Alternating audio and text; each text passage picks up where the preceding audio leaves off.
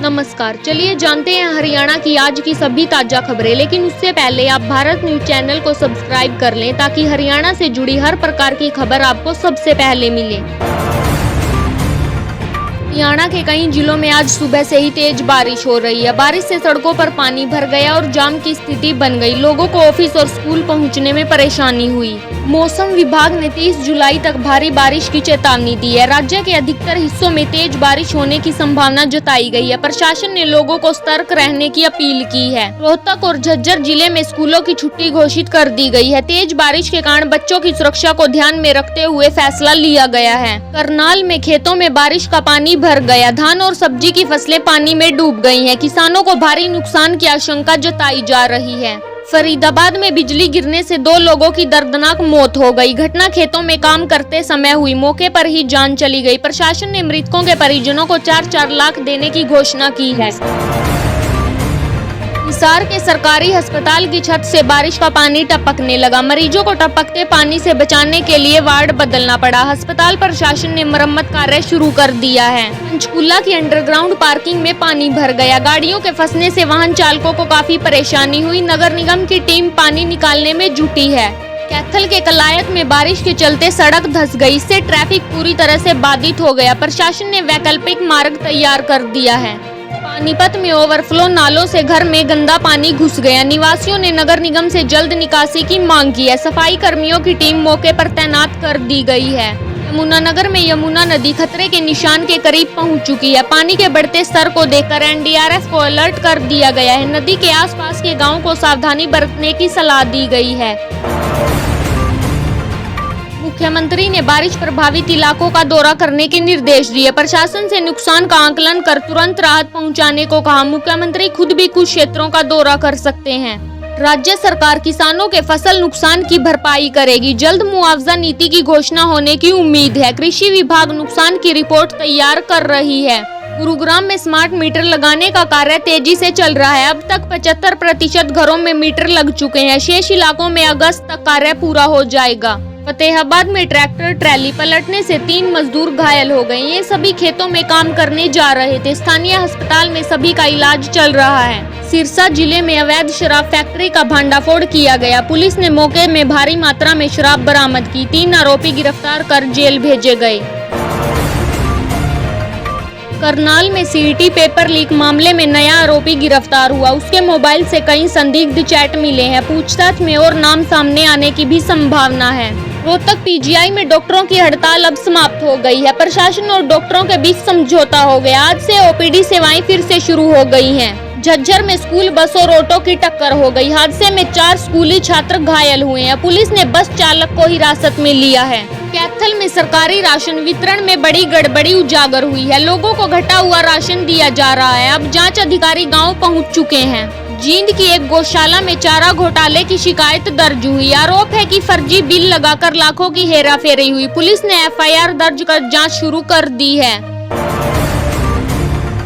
नारनौल में पानी की कमी को लेकर लोगों ने प्रदर्शन किया। शहर के कई इलाकों में कई दिनों से पानी नहीं आ रहा। प्रशासन ने टैंकर से पानी पहुंचाने की बात कही है। सोनीपत में एक युवक को ऑनलाइन ठगी मामले में गिरफ्तार किया गया। आरोपी ने कई लोगों से क्यूआर कोड के जरिए पैसे ठगे थे। साइबर सेल उससे पूछताछ कर रही है। पंचकूला में शिक्षा विभाग की बैठक हुई। बैठक में स्कूलों में डिजिटल क्लासरूम शुरू करने पर सहमति बनी। अगले माह से टैबलेट वितरण का काम शुरू होगा। अम्बाला में नशा विरोधी अभियान में 12 लोग पकड़े गए। इनमें से 2 महिलाएं भी नशा तस्करी में शामिल थी। सबके पास से नशीले पदार्थ बरामद किए गए।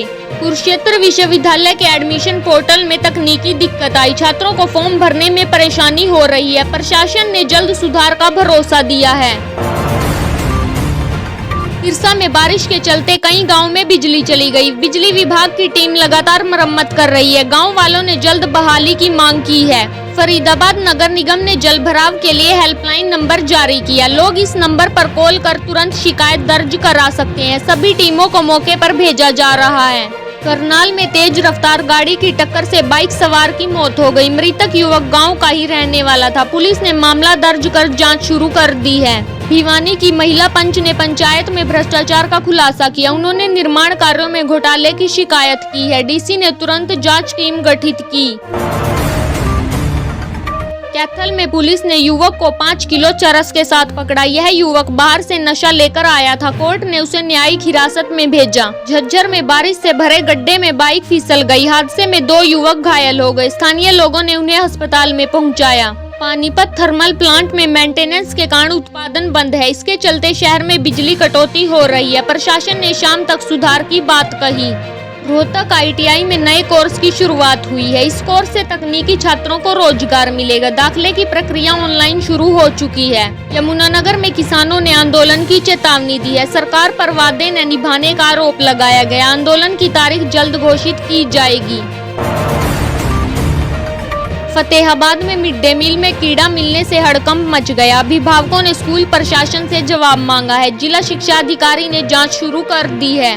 पंचकूला में वृद्धाश्रम के लिए नई इमारत का शिलान्यास हुआ। यह इमारत आधुनिक सुविधाओं से लैस होगी। स्थानीय विधायक ने निर्माण कार्य का शुभारंभ किया। अंबाला छावनी रेलवे स्टेशन पर वाईफाई सेवा शुरू की गई है। अब यात्री मुफ्त में इंटरनेट चला सकेंगे। रेलवे ने इसे डिजिटल इंडिया की दिशा में कदम बताया। कुरुक्षेत्र में धार्मिक मेले की तैयारियां तेज हो गई है। प्रशासन ने साफ सफाई और सुरक्षा के निर्देश दिए हैं। श्रद्धालुओं की भीड़ को देखते हुए विशेष व्यवस्था की गई है।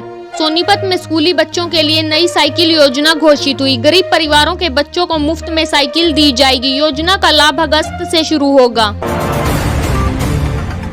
सिरसा में किसान आयोग की बैठक में MSP पर चर्चा हुई। किसानों ने समर्थन मूल्य को कानूनी दर्जा देने की मांग की। सरकार ने इस पर विचार का आश्वासन दिया। गुरुग्राम में जलभराव के खिलाफ लोगों ने प्रदर्शन किया। स्थानीय लोग नगर निगम की लापरवाही से नाराज हैं। प्रशासन ने जल्द समाधान का भरोसा दिलाया। फतेहाबाद में महिला की जहरीली चीज खिलाकर हत्या कर दी गई। आरोपी पति फरार है। पुलिस ने तलाशी शुरू कर दी है। मायके वालों ने ससुराल वालों पर गंभीर आरोप लगाए हैं। रोहतक में निजी बस चालकों की हड़ताल आज तीसरे दिन भी जारी रही। हड़ताल से यात्रियों को काफी परेशानी हो रही है। सरकार से बातचीत भी विफल रही। कैथल नगर परिषद चुनाव के लिए मतदाता सूची जारी की गई है। 2 अगस्त तक आपत्तियां दर्ज करवाई जा सकती हैं। इसके बाद फाइनल लिस्ट जारी होगी। झज्जर के सरकारी अस्पताल में डॉक्टरों की भारी कमी है। मरीजों को इलाज के लिए घंटों इंतजार करना पड़ता है। स्थानीय लोगों ने स्वास्थ्य मंत्री को ज्ञापन सौंपा। पानीपत के पुराने बस स्टैंड को आधुनिक बनाया जाएगा। नई पार्किंग, वेटिंग एरिया और दुकानों का निर्माण होगा। योजना का काम अक्टूबर से शुरू होगा। जींद में आंगनवाड़ी कार्यकर्ताओं का धरना आज भी जारी रहा। सरकार से मानदेय और स्थायीकरण की मांग की गई। प्रशासन ने वार्ता के लिए प्रतिनिधि भेजे हैं। करनाल में बिजली विभाग की टीम पर उपभोक्ताओं ने हमला किया। यह टीम बकाया बिल की रिकवरी करने आई थी। 3 हमलावर गिरफ्तार कर लिए गए हैं। हिसार में साइबर ठगों ने एक बुजुर्ग से 2 लाख की ठगी की। ठगों ने बैंक कर्मचारी बनकर OTP मांगा था। साइबर सेल ने मामला दर्ज कर जांच शुरू की है।